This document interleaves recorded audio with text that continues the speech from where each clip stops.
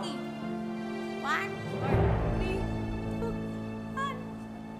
Nice. I know, right? Patingin. Doon naman. Sige, tingin.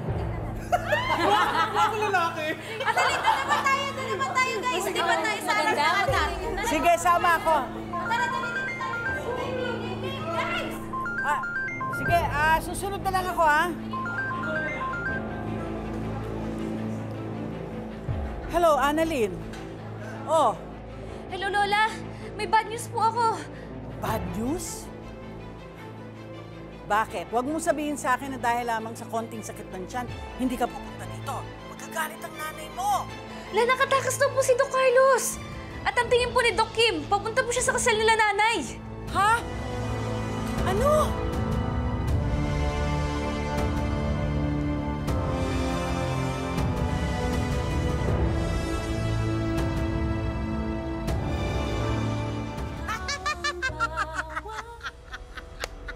Ay, naku, Zoe.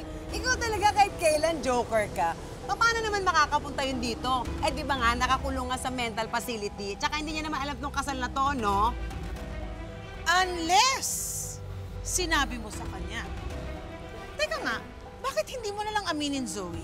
Inutusan ka ni Morgana, no, na manggulo dito para hindi matuloy ang kasal ni RJ at ni Lynette. Di ba?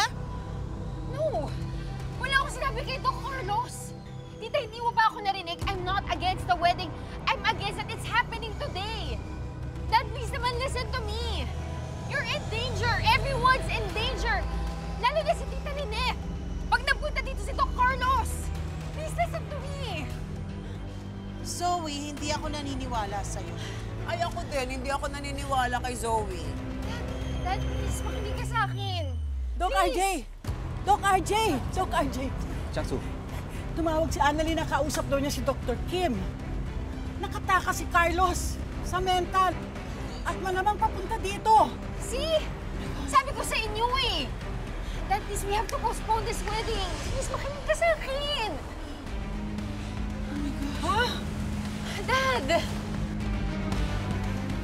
We have to postpone it, Dad. Dr. Tanyag, Ma'am Giselle, just to inform you, nasa labas na po yung bridal car. We'll start in 10 minutes.